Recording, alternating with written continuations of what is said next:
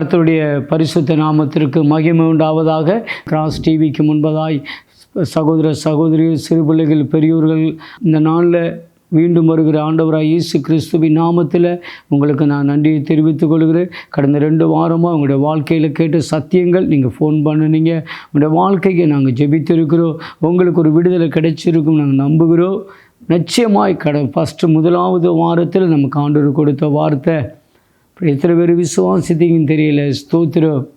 கர்த்தருடைய ஆசீர்வாதத்தை குறித்து நமக்கு ஆவியானவர் பேசினார்.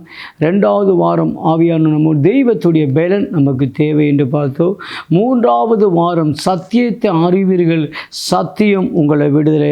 யோவான் 8வது அதிகாரம் 32வது வசனம், சத்தியத்தை அறிவீர்கள், சத்தியம் உங்களை விடுதலையாக்கும் என்றார்.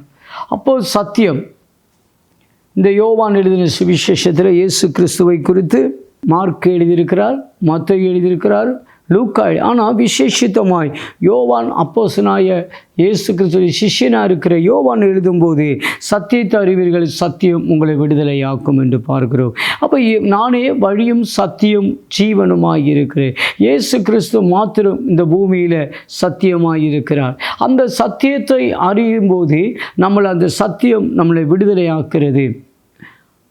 இன்றைக்கு சத்தியம் ஆண்டவராக இயேசு கிறிஸ்துவை பிரசங்கிக்கும் போது, அவர் மலையில் பிரசங்கிக்கும் போது சொன்னார், தேவனுடைய ராஜ்யத்தையும் அவருடைய நீதியும் தேடுங்கள். அப்போ இந்த பூமியில் தேவனுடைய ராஜ்யத்தையும் அவருடைய நீதியும் தேடும்படி தேவன் ஒரு பிரதான ஒரு கட்டளை அவர்கிட்ட இருக்கிறார். இன்றைக்கு இந்த சத்தியத்தை அறிகிற அறிவு இந்த உலகத்தில் என்ன தேடுகிற உண்டோ என்று கர்த்தர் பார்க்கிறார். அறிவில்லாமல் ஜனங்கள் சங்காரமாய் போயிருக்கிறான்னு பார்க்கிறோம். அப்போ இந்த உலகத்துடைய அறிவுகள் இன்றைக்கி மனுஷன் தேட ஆரம்பித்துட்டான். இன்றைக்கி தெய்வத்துக்கு ஒப்பான அறிவு மனுஷனுக்கு இருக்கிறதுனால தான் தெய்வம் இந்த பூமியில் சிருஷ்டித்த பலதையும், டூப்ளிகேட்டான பலதையும் மனுஷன் இன்றைக்கு அவன் அறிவினால் கண்டுபிடிக்கிறான். ஆனாலும் யதார்த்தமான சத்தியத்துடைய அறிவு மனுஷனுக்கு வெளிப்படாதனால தான் இப்பிரபஞ்சத்தின் தேவன் அவருடைய மனதை குருடாக்கியிருக்கிறார்.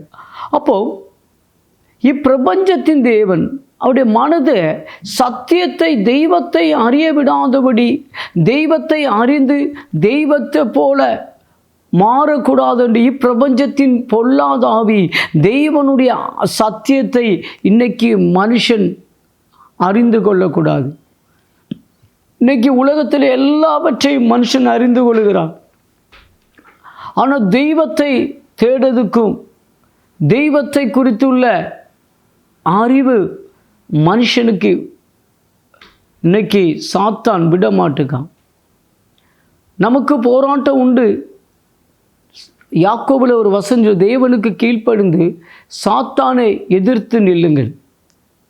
இன்றைக்கு சாத்தானுடைய அறிவு நம்முடைய புத்தியில் இருக்குது. விசுவாசம், தெய்வம் நம்முடைய இருதயத்தில் வாசம் பண்ணுகிறார்.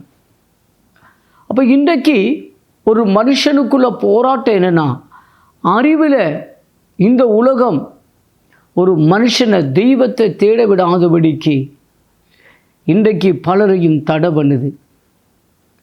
இன்றைக்கு தெய்வத்துக்கு மேலே கடந்த நாட்கள், ஆரம்ப நாட்களாய் இந்த பூமியில் தெய்வம் சிருஷ்டித்த சூரியனை தெய்வம் என்று வணங்கினார்கள்.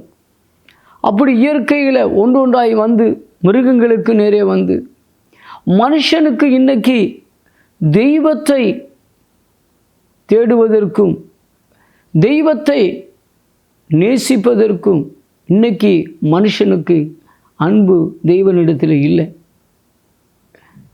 இன்றைக்கு தெய்வம் ஆண்டவராய் இயேசு கிறிஸ்து நம்முடைய வாழ்க்கையில் வந்தது எதுக்குன்னா, நம்முடைய இருளை எல்லாம் வெளிச்சமாய் மாற்றுவதற்கு. எந்த இருளையும் பிரகாசிக்கிற மெய்யான ஒளிதான் ஆண்டவராய் இயேசு கிறிஸ்து. அவருடைய முகத்தை பார்த்தவர் பிரகாசம் அடைந்து அவர்களோ வெட்கப்பட்டு போனதில்லை. அப்போ அந்த ஒளியினுடைய பிரகாசம் எந்த மனுஷனுடைய இருளையும் மாற்றும். இன்றைக்கி பலரும் இருளுக்குள்ளே இருக்கிறதுனால அவங்க சத்தியத்தை அறிய முடியல. ஒரு நண்டு இழுக்கும். இதே போல தான் ஒரு கூட்டத்தில் ஒரு ராஜா என்ன செய்தார்னா, அது கூட குறைய மிருகங்கள் இருந்துச்சு. அப்போ இந்த முள்ளம்மணின்னு ஒரு மிருகம், அது எல்லோரும் ஒதுக்கி வைப்பாங்க. அது நான் அப்படியெல்லாம் இல்லைன்னு சொல்லி இருந்துச்சு. இருந்த கழிஞ்சு பார்த்திங்கன்னா, அது பைய அதோடைய முள்ளை குத்தும்போது அது கழிஞ்சு அவருடைய சுபாவத்தை காட்டுது. இதே போல தான் தெய்வத்தை, ஆண்டவரை ஏற்றுக்கொள்ள விடாதபடி எல்லாருடைய மனசும் ஒரு தெய்வம் உண்டுன்னு அவங்க நம்புகிறாங்க. வானத்தை பூமி சிருஷ்டித்த தெய்வம் உண்டு, அவங்க விசுவாசிக்கிறாங்க. இயேசு நல்லவர் என்று விசுவாசிக்கிறாங்க. ஆனால் அந்த இயேசுவை ஒரு மனுஷன் சொந்த இரட்சகராய் அவர் ஏற்றுக்கொள்ள முடியாத காரணம், இப்பிரபஞ்சத்தின் தேவன் அவர்களுடைய மனதை குருடாக்கியிருக்கிறார். இன்னைக்கு சாத்தானுடைய வேலை என்னன்னா, அவன் தெய்வத்தை உடைய சத்தியத்தை அறியக்கூடாது. பலரும் என்னிடத்தில் சொல்லுவாங்க, நான் முன்பதாய் இந்த இயேசுவை ஏற்றுக்கொண்டிருப்போம்னா என்னோட வாழ்க்கையில் நல்ல சமாதானம் இருக்கும். முதலாவது நான் இயேசுவை ஏற்றுக்கொண்டிருப்போம்னா எனக்கு ரொம்ப சந்தோஷம் இருந்திருக்கும். ஆனால் இப்போ இந்த இயேசுவை இந்த வயசில் நான் ஏற்றுக்கொண்ட கழிஞ்சி, ஐயோ கடந்த நாட்கள் ஏற்றுக்கொண்டிருப்போம்னா எவ்வளோ நஷ்டங்கள் எனக்கு மாறி இருக்கும்னு பலரும் என்னிடத்தில் சாட்சி சொல்வது உண்டு. ஏன்னா உண்மையாய் ஆண்டவராய் இயேசுவை ஏற்றுக்கொள்ளுகிறவனுடைய வாழ்க்கை உள்ளும் புறமும் செழிப்பாகும். யோவான் 10வது அதிகாரம் என்ன சொல்லுதுன்னா, நானே வாசல் வழியாய் பிரவேசிக்கிறவன் அவன் உள்ளும் புறமும் செழிப்படைவான். அப்போது உள்ளும் புறமும் செழிப்படையும்படி தெய்வம் மனுஷனுக்கு, தெய்வத்தை அறிகிற மனுஷனுக்கு உள்ளும் புறமும் செழிப்படைவான். இன்றைக்கி இயேசுவை எல்லாருக்கும் தெரியும். இயேசுவை தெரியாதவங்க யாரும் இல்லை. ஆனால் இயேசுவை எல்லாருக்கும் தெரியும். அவர் சகல ஜனத்துடைய பாவத்துக்காக மரித்தாருன்னு தெரியும். அவர் மேலே ஒரு தப்பு இல்லாமல் சிலுவையில் மரித்தார் என்று தெரியும். அவர் அற்புதங்களை செய்தார் என்று தெரியும். ஆனாலும் அந்த இயேசுவை இருதயத்தில் ஏற்றுக்கொள்ள முடியலை. அந்த சத்தியத்தை ஒரு மனுஷனாலையும் ஏற்றுக்கொள்ள முடியலை. இன்றைக்கு அந்த சத்தியம் ஒரு மனுஷனுடைய இருதயத்துக்கு வந்துச்சுன்னா, பைபிள் சொல்லுகிறது, ஒருவன் என் சத்தத்தை கேட்டு கதவை திறந்தால் நான் அவனோடு கூட, அவன் என்னோடு கூட போஜனம் பண்ணுவான். அப்போ அந்த இயேசுவை, அந்த சத்தியத்தை நம் இருதயத்தில் ஏற்றுக்கொள்ள விடாதபடி, அந்த இயேசுவை இருதயத்துக்குள் கொண்டு வர விடாதபடி, அந்த இயேசுவை ஏற்றி எடுத்து அவருக்காக தன்னை அர்ப்பணிக்க விடாதபடி அந்த சாத்தான் என்று சொல்லுகிற தூதன் ஒவ்வொருடைய மனதையும் குருடாக்கி வச்சிருக்கிறான். அதனால் நமக்கு என்ன செய்கிறோம்னு நமக்கு தெரியலை. நம்ம என்னென்ன பண்ணுறோம்னு நமக்கே புரியலை. ஏன்னா யதார்த்தமான உண்மையான சத்தியத்தை இப்பிரபஞ்சத்தின் தேவன் நம்முடைய மனதை குருடாக்கி இருக்கிறதுனால நமக்கும் புரிந்து கொள்ள முடியலை. அதனால்தான் அப்போஸ்தலனாகிய பவுல் சொன்னது, இன்றைக்கு அந்த தெய்வம் சத்தியத்தை, இன்றைக்கு ஒரு சத்தத்தை கேட்கும்போது கதவை திறக்கணும் இருதயம். இன்றைக்கு இருதயத்தை நாம் திறந்தோம் என்று சொன்னால் அவர் வாசம் பண்ணுவார். கொரிந்தியரில் ஒரு வசனம் சொல்லும், நீங்கள் அந்த ஆலயம், ஒருவனின் ஆலயத்தை கெடுத்த அவனை நான் கெடுப்பேன் என்று சொன்னார். அப்போ தேவனுடைய ஆலயம், நீங்களும் நானும் வாசம் பண்ணுகிற தேவனுடைய ஆலயம். இந்த ஆலயத்தில் தேவனுடைய மகிமை இறங்குகிற ஆலயம், தேவன் பிரசன்னம் நிரம்புகிற ஆலயம்.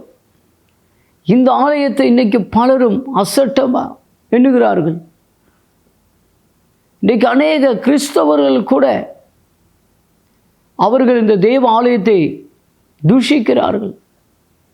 தேவாலயத்தை அவர்களை கெடுக்கிறாங்க. இந்த தேவாலயத்தில் மகிமை இறங்குகிற ஆலயம், தேவ பிரசன்னம் நிரம்புகிற ஆலயம், இந்த ஆலயம் போகிற இடம் செழிப்பாய் மாறுகிற ஆலயம். இந்த ஆலயத்தில் எங்கே போதோ அங்கே விடுதலை உண்டு.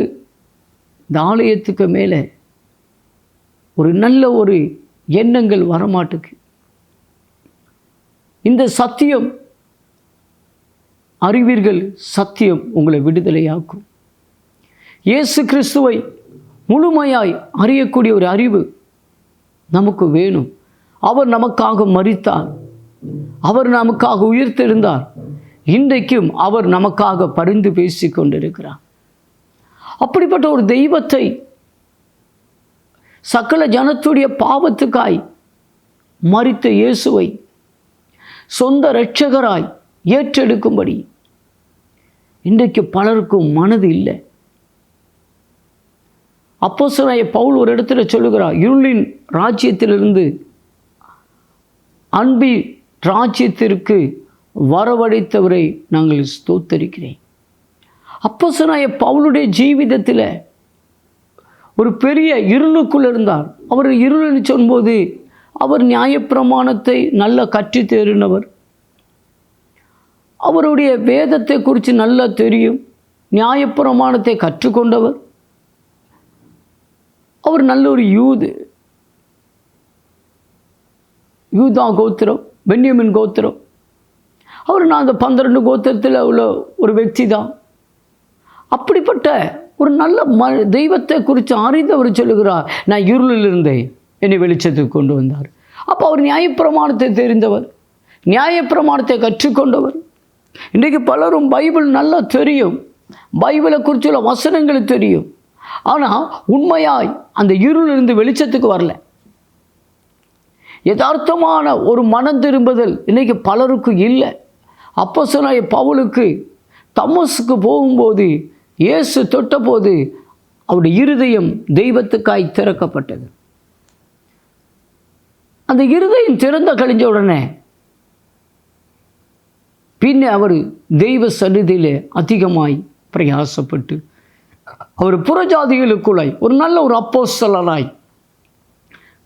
அப்போ அவர் என்ன அவர் இருளுக்குள் இருந்தோம்னு சொல்லுகிறார். ஏன்னா இவ்வளோ பெரிய சத்தியத்தை எனக்கு தெரிஞ்சிட்டும் யதார்த்தமான இயேசுவை என்னால் ஏற்றுக்கொள்ள முடியலை.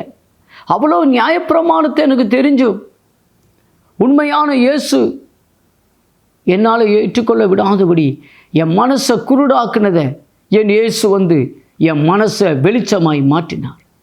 எந்த இருளையும் பிரகாசிக்கிறவர்.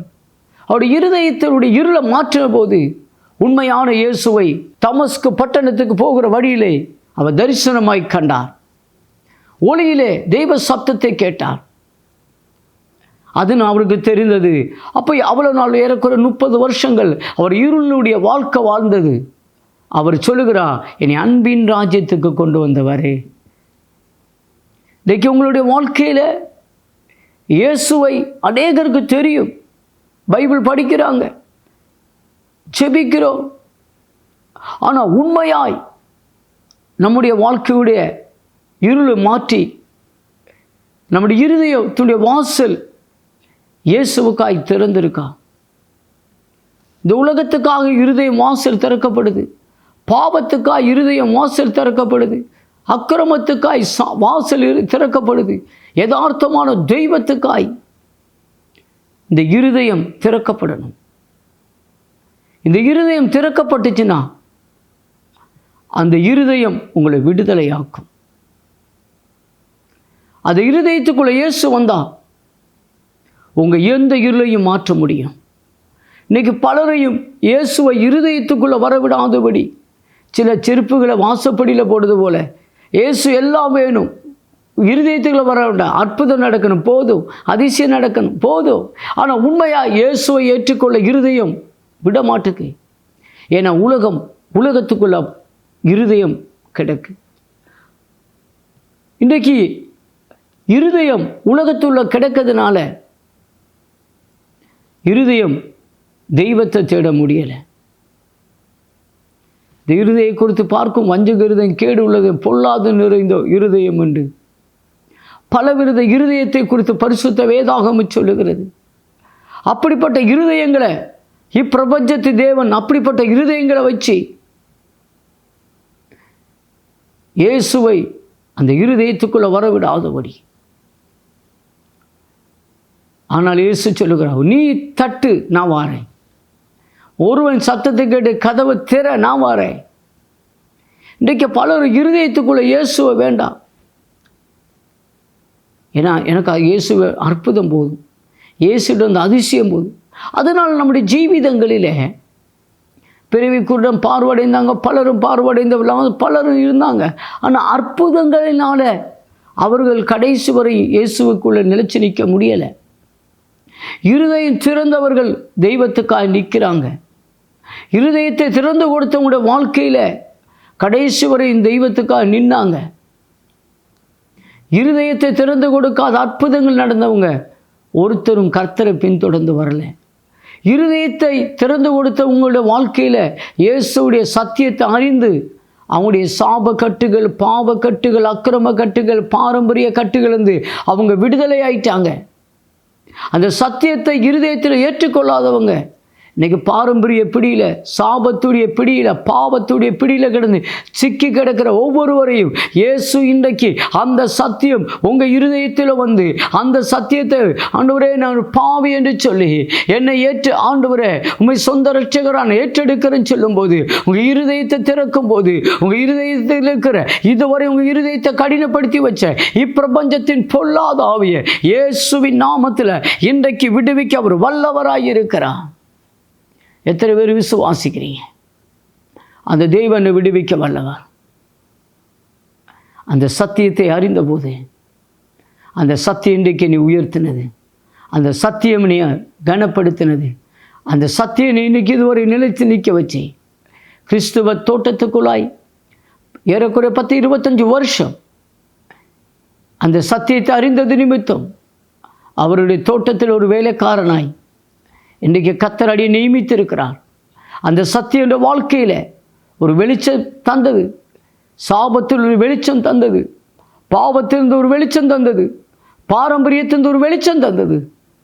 இன்றைக்கு பலருடைய வாழ்க்கையில் பாரம்பரியத்தினாலையும் சாபத்தினாலும் பாவத்தில் இருக்கிற இருளிலிருந்து அந்த சத்தியம் உங்களை விடுதலை ஆக்கும்படி 2025 வருஷத்துக்கு முன்பதாய் அந்த சத்தியம் நமக்காய் கொள்கதாய் மலையில் ஆணிகள் அறையப்பட்டு இரத்தம் சிந்தப்பட்ட அந்த இரத்தம் இன்றைக்கு உங்களை பாவத்துடைய சாபத்துடையும் பாரம்பரியத்திலிருந்தும் அந்த இரத்தம், அந்த சத்தியத்துடைய இரத்தம் உங்களை விடுதலை ஆக்கிறது.